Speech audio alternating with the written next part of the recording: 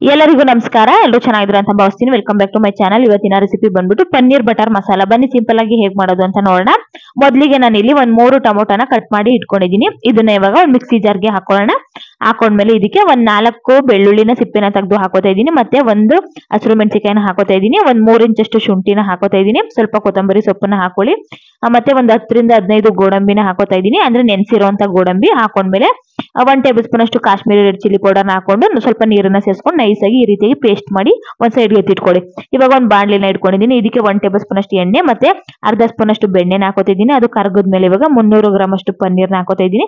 ಹಾಕೊಂಡು ಒಂದ್ 2 ನಿಮಿಷ ಲೋ ಫ್ಲೇಮ್ ಅಲ್ಲಿ ಇಟ್ಕೊಂಡು ಪನ್ನೀರ್ನ ಫ್ರೈ ಮಾಡ್ಕೋಬೇಕಾಗುತ್ತೆ. ಮೇಲ್ಗಡೆ ಸ್ವಲ್ಪ ಉಪ್ಪು ಮತ್ತೆ ಚಿಲ್ಲಿ ಪೌಡರ್ನ ಸ್ಪ್ರಿಂಕಲ್ ಮಾಡ್ಕೊಂಡು ಒಂದ್ 2 ನಿಮಿಷ ಲೋ ಫ್ಲೇಮ್ ಅಲ್ಲಿ ಇಟ್ಕೊಂಡು ಫ್ರೈ ಮಾಡ್ಕೊಂಡ್ರೆ ನೋಡಿ ಈ ರೀತಿಯಾಗಿ ಫ್ರೈ ಆಗುತ್ತೆ. ತುಂಬಾ ಫ್ರೈ ಮಾಡ್ಕೊಳ್ಳಿಕ್ಕೆ ಹೋಗ್ಬೇಡಿ. ಜಸ್ಟ್ ಸ್ವಲ್ಪ ಗೋಲ್ಡನ್ ಬ್ರೌನ್ ಕಲರ್ ಬಂದ್ರೆ ಸಾಕು. ನೋಡಿ ಇಷ್ಟ ಆದ್ರೆ ಸಾಕು. ಇದನ್ನ ಇವಾಗ ಒಂದು ಪ್ಲೇಟ್ಗೆ ಎತ್ತಿಕೋತಾ ಇದ್ದೀನಿ.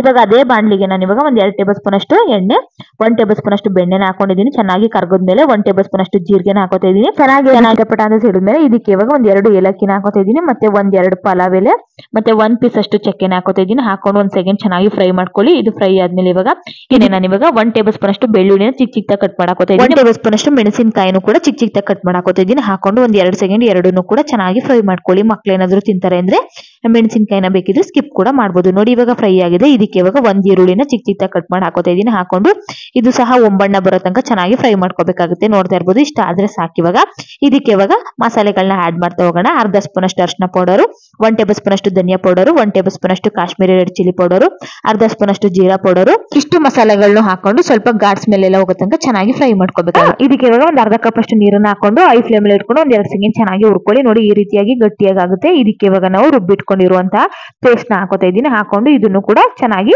ಒಂದಕ್ಕೊಂದು ಬೇರೆ ರೀತಿ ನೀಟಾಗಿ ಮಿಕ್ಸ್ ಮಾಡ್ಕೊಳ್ಳಿ. ನೋಡ್ತಾ ಇರ್ಬೋದು ಇವಾಗ ಚೆನ್ನಾಗಿ ಮಿಕ್ಸ್ ಆಗಿದೆ. ಕುದಿಯುವಂತ ಟೈಮಲ್ಲಿ ಇವಾಗ ರುಚಿಗೆ ತಕ್ಕಷ್ಟು ಉಪ್ಪನ್ನ ಹಾಕೋತಾ ಇದ್ದೀನಿ. ಹಾಕೊಂಡು ಮಿಕ್ಸ್ ಮಾಡ್ಕೊಂಡು ನಾವು ಮತ್ತೆ ಒಂದ್ 5 ನಿಮಿಷ ಮಾಡ್ಕೊಂಡ್ಮೇಲೆ ಒಂದ್ ಅರ್ಧ ಸ್ಪೂನ್ ಅಷ್ಟು ಸಕ್ಕರೆನ ಹಾಕೋತಾ ಇದ್ದೀನಿ. ಯಾಕೆಂದ್ರೆ ಉಪ್ಪು ಖಾರ ಹುಳಿ ಎಲ್ಲಾನು ಇದು ಬ್ಯಾಲೆನ್ಸ್ ಮಾಡುತ್ತೆ ಸಕ್ಕರೆ ಅಂತ ಹೇಳಿ ಅಷ್ಟೇನೆ.